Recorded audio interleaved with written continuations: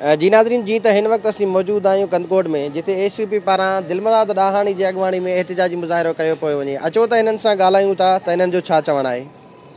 करे उन्हनि खे जामशोरो पुलिस गिरफ़्तार किया। अॼु उन जी सॼी कड़ी आहे, सॼे सिंध में एहतिजाजनि असां बि एहतिजाज किया। असां चओ था फिल फोर असांजा दोस्त आज़ादु कया वञनि, कूड़ियूं FIR ख़त्म कई वञनि। असां चीफ जस्टिस पाकिस्तान खां अपील कयूं था त इंसाफ़ कयो ऐं हिन वॾेरे शाही खे ख़त्म कयो।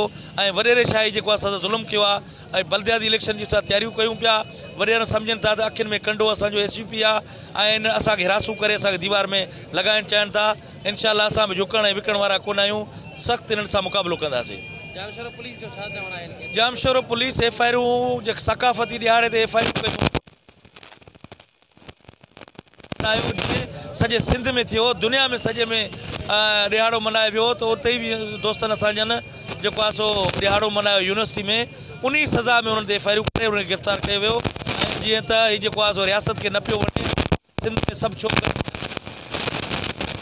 मल्हायो वञे, उन्हनि खे तकलीफ़ आहे। उनखे असां सख़्तु लफ़्ज़नि मज़म्मत कयूं था, घुर कयूं था, फिल फोर कूड़ियूं FIR ख़त्म करे असांजे दोस्तनि खे आज़ादु। बिस्मिल्लाहिर्रहमानिर्रहीम। सिंध यूनाइटेड पार्टी जो एहतिजाज जो मक़सदु इहो ई हुयो जेके 5 डिसंबर जे हवाले सां सिंध यूनिवर्सिटी में जेको शागिर्दनि ऐं कल्चर डे मल्हायो आहे ऐं उन ते जामशोरो पुलिस जेको आहे उन ते कड़की करे उन ते FIR दाख़िल कया विया आहिनि। असां इन शइ जो मज़म्मत कयूं था। ॿिए नंबर ते जेको असांजो मज़र चाचड़ आहे SUP जो ऐं उहिदेदार आहे ऐं उनखे खंभे करे उनखे गुम कयो आहे। इन हवाले सां बि असांजो एहतिजाज आहे। जेसि ताणी मज़र चाचड़ ऐं बादियाब न थींदो, जेसि ताणी असांजो एहतिजाज। जी नाज़रीन, जी त ACP जे कारकुन जो तव्हां ॻाल्हियूं ॿुधियूं, हिननि जो इहो ई चवणु हुयो त असांजे कारकुन खे आज़ादु कयो, न त ॿी सूरत में पूरी सिंध में एहतिजाज जो दाइरो वधायो वेंदो। कैमरामैन टीम सां गॾु इशफाक पंगवार, सोच TV कंदकोट।